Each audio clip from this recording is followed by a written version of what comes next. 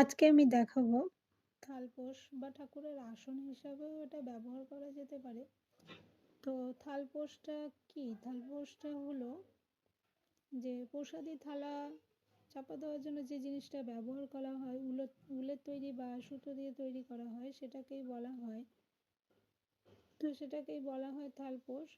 তো সেটাই বানিয়েছি। এখানে আমি সরু উল ব্যবহার করেছি, সুতোর কাঁটা ব্যবহার করেছি, সাদা এবং লাল লেচি বা সরু যে উলটা পাওয়া যায় সেই উলটাই ব্যবহার করেছি। আমি এখানে ওজনে উলটা কিনেছি, কিনে সেটাকে আমি ব্যবহার করেছি।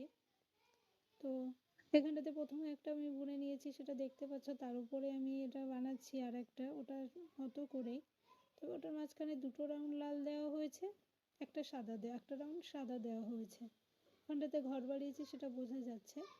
আর এখন যেটা ব্যবহার করছি সেটা হলো মাঝখানে তিনটে রাউন্ড দিয়েছি, সেটা তিনটে রাউন্ড দিয়েছি লাল, একটা রাউন্ড দিয়েছি সাদা। পরের থেকে আমি দুটো রাউন্ড লাল, এক রাউন্ড সাদা দিয়েছি। আর এটা আমি এইভাবে মেপে নিচ্ছি, কারণ এটা যদি ডির মতো দেখতে হয় তাহলে জানবো আমার ঘর ঠিক আছে। আর যদি এটা ডির থেকে বেঁকে যায় পেছন দিকটাতে, সি উল্টে দিলে যদি সি মতো দেখতে হয়ে যায়, মাঝখানটা যদি বেঁকে যায়, তাহলে এটা আমার ঘর নেওয়া ঠিক হবে না। আর এখানটাতে আমি ঘর সেভাবে কোনো কিছু নেইনি, আমি যখন করতে করতে যেখানে বুঝেছি সেখানে ঘর বাড়িয়েছি। তবে যেখানে আমি বুঝতে পারিনি সেখানে কোনো ঘর আমি সেভাবে বাড়াইনি। আশা করি বুঝতে পারবেন।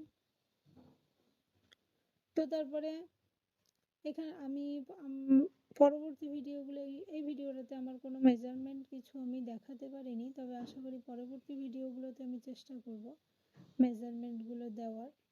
মেজারমেন্ট টেপ ধরে আমি মেজারমেন্টগুলো দেব, কিভাবে করেছি বা কিভাবে দেখিয়েছি। আর এটা আমার প্রথম সাউন্ড ভিডিও। এর আগে আমার কোনো ভিডিও সেভাবে সাউন্ড দেওয়া হয়নি। একটা ভিডিওতে সামান্য একটা কথা বলা ছিল, সেটা হলো আমি গিট সেলাই যে প্রথম ভিডিওটা দিয়েছিলাম সেই ভিডিওটাতে আছে। তো সেটা আমার 2 লাখ ভিউজ হয়েছে, তো 2 লাখের কাছাকাছি হয়েছে। আর পরবর্তী এখন থেকে আমি ভিডিও দিতে শুরু করেছি, ভয়েস দেওয়ার চেষ্টা করছি, জানি না কতটুকু বুঝতে পারবেন। পরবর্তী ভিডিওগুলোতে আমি চেষ্টা করব মেজারমেন্ট সহ সমস্ত ভিডিওগুলো দিতে ধীরে ধীরে। আশা করি আপনারা পাশে থাকবেন, পাশে থাকলে আমি তাহলে আরও ভালো করে করার চেষ্টা করব।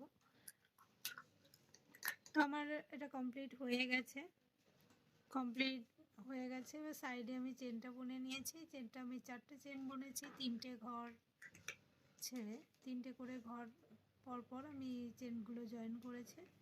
4টে চেন জয়েন, আবার 4টে চেন, এইভাবেই আমি এটাকে করেছি সাইডটা। আর প্রত্যেকটা চেনের ফাঁকে আমি এখন যেটা করছি সেটা হলো 10টা করে ডবল ক্রোশেট করেছি। তারপরে সেকেন্ড চেনে সিঙ্গেল ক্রোশেট, আবার 3টে চেন, এবং তৃতীয় চেনে সেটাকে আবার জয়েন করেছি। তারপর আবার পরের চেনে 10টা করে বুনেছি। তো এইভাবেই আমি এটা কমপ্লিট করার চেষ্টা করেছি। আশা করি যেটুকু বুঝতে পারছেন, পরবর্তী ভিডিওতে আমি সেগুলো কমপ্লিট করার চেষ্টা করব, আরও ভালো করে বুঝিয়ে দেওয়ার চেষ্টা করব।